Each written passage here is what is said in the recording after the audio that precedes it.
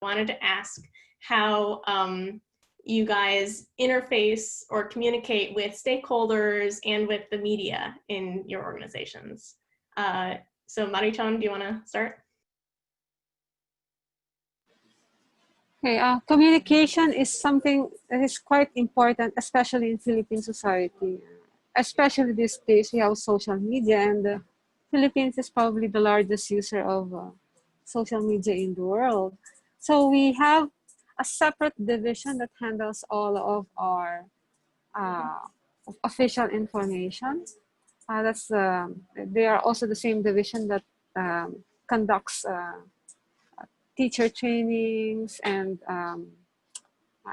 education campaigns and produces all of the information materials that we have.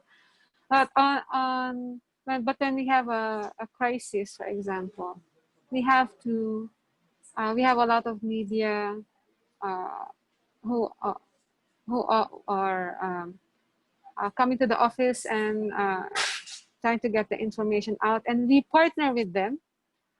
We partner with them and use them, partner with them as a venue or a tool for disseminating our information as well.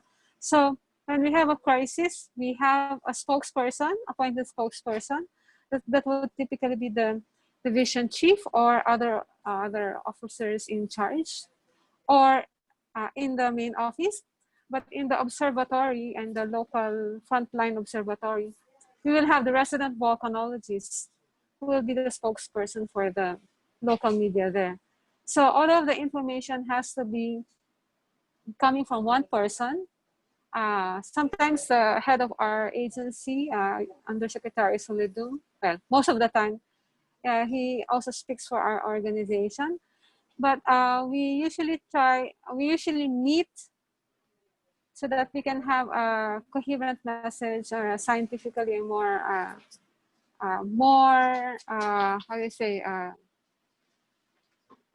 simplified way of explaining things to people.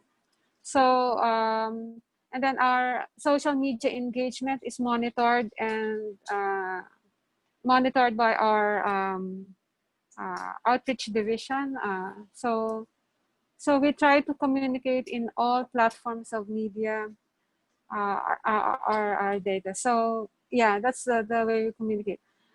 For other forms of communication, we do have a lot of email inquiries that is also controlled through channels and referred to the respective technical divisions for appropriate response. And we are actually governed by something called the Citizens Charter, in which we have to provide a response or a service within at least 3 days of application or inquiry. So we have all sorts of medium through which the public communicates to us, or we communicate to the public, and all of this have to be really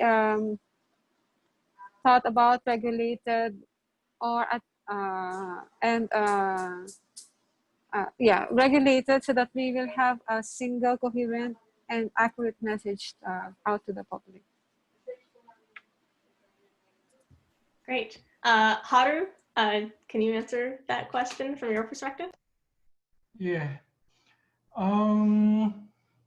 Our Sakurajima Volcano Research Center is famous in local citizens, Kagoshima.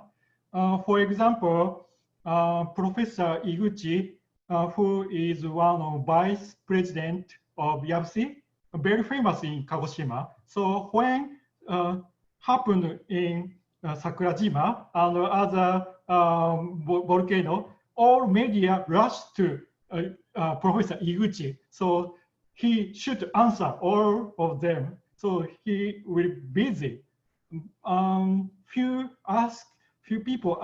media asked GNS. So because Professor is very open mind and describe what happened structurally and easy understand. So So media ask us first, not government such as GMA. So sometimes we very busy when volcanic crisis occurred. We have usually communicate with, I already said, local government crisis management section and the Japan Meteorology Agency. We have a coordinated committee. We are one of the main members of the coordinated committee for volcano disaster mitigation. So we routinely exchange opinion and exchange informations. We recently have a new project to increase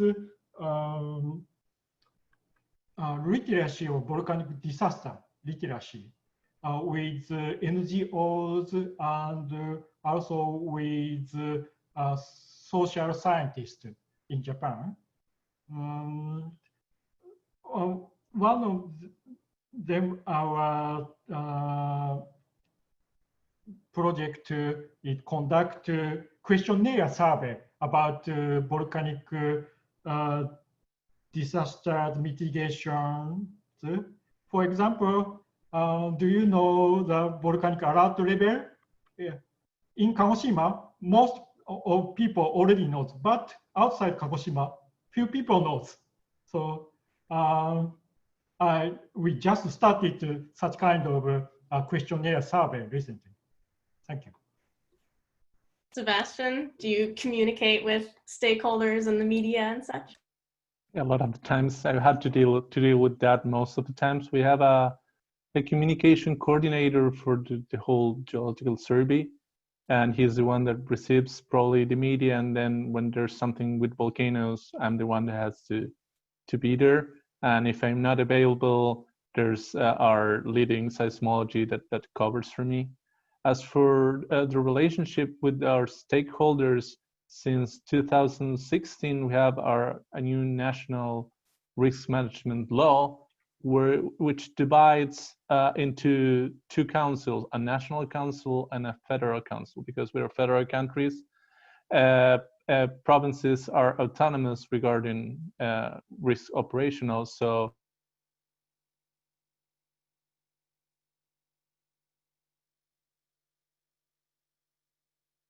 uh-oh, did we lose Sebastian?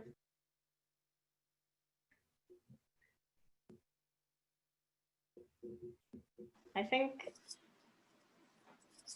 Okay, Mari-chan, I still see you. Provincial level, and also in the cases where we have villages or towns nearby the volcanoes, to get in contact with the local stakeholders. A lot of the time, and we have pretty much a personal relationship where we get in touch like weekends and say, all right, what's going on? And they ask to us. So I think that getting with them and getting in touch with them without the time of crisis, I think has been a lot of help to us.